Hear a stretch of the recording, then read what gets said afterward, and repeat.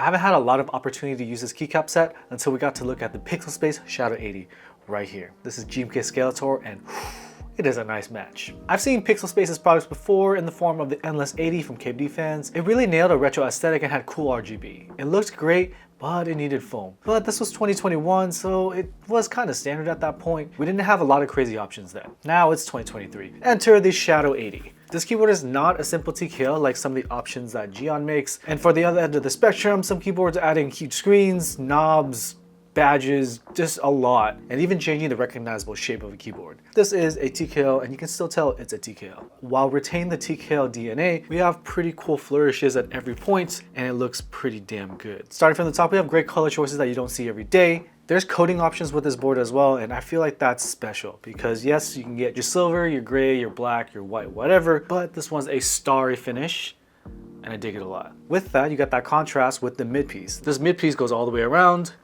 and this is a PVD finish, and with the purple and the green and the blue, it looks damn good, especially with this keycap set, right?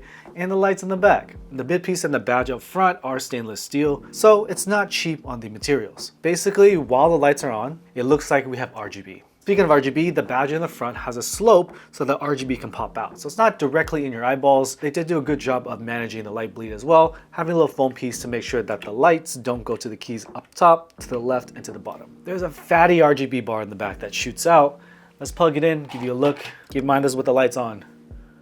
Holy sh! Look at that. Oh my God. Doesn't that just look freaking beautiful? You get a whole light show in the back. Just don't look too closely at the PCB or the weight in the prototype. But we have right here shadow, but the spacing is off, so it's... Say it with me. Shh. Now. They're gonna fix this in the prototype run. I've already reported this back to them. It's just really funny that sometimes these things happen in prototypes. Every component here has a purpose and really shows off the aesthetic, and the theme is on point. As for the build process, the case only has 4 screws in the back, so that's pretty easy, but it has a ton of screws in the mid piece. The mid piece sandwiches a plate, and then that gets screwed into the bottom case. Although it's really easy to open it up and add case foam or remove case foam, in terms of getting to the gaskets, yeah, that's a lot of work. Apparently in the production, they changed manufacturers for the mid piece, and they were not able to give me the final production run of the mid pieces, resulting in a very hollow sound. To mitigate this, we had to use case foam, and the case foam really improved the sound of the alphas, but still the spacebar was a little lacking.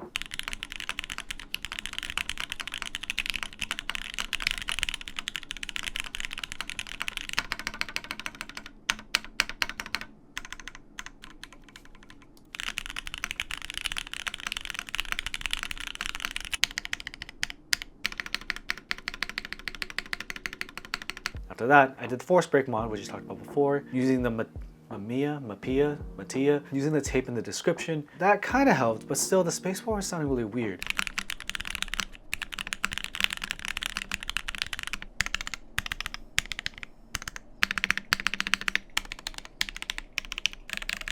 I talked to the designer and the vendor, and they said to try to use PE foam and use that as a force break material to kind of fill the gap. Unfortunately, even with the PE foam, the spacebar still sounds like this. It's getting a little better, but when you listen to the alphas sound way better.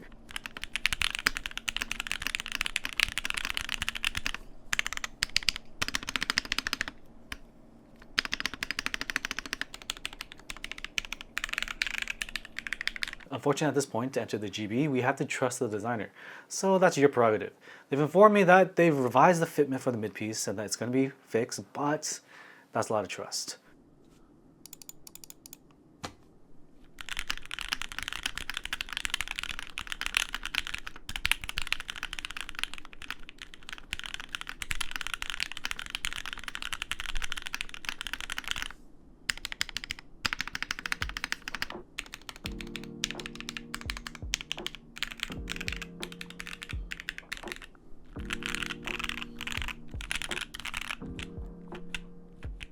In terms of the build process, of course, when I opened this up, I saw the ribbon cables. I do not like ribbon cables, but because of the RGB in the back, I can forgive it. The RGB module is just too crazy. As for the sound, originally it sounded straight hollow like I mentioned, and we added foams and the alpha sounded better. I really wish that they fixed it for the prototype, so I could tell you that, hey, they fixed it, you're not gonna need foams, whatever. But if you're gonna buy this board, I think the spacebar is gonna be lacking. In the stream I did GMK Oil Kings on aluminum, and they were smacking, at least the alphas were, after we did case foam. But the spacebar sounds off. This is really unfortunate because it looks so damn good. The price of this keyboard starts at $320, and my special coating here, the Starry Night colorway, is $335. It's not quite budget pricing, and that's just due to all the custom pieces and stainless steel in the board. Should you buy this keyboard? I personally think it's an aesthetics first keyboard, so personally, as a sound guy, I'm not the target customer. But man, this perfect keycap match is making me think about it. What do you think of this keyboard? Let me know in the comment section below. And if you made it this far, consider subscribing or liking the video to help me out.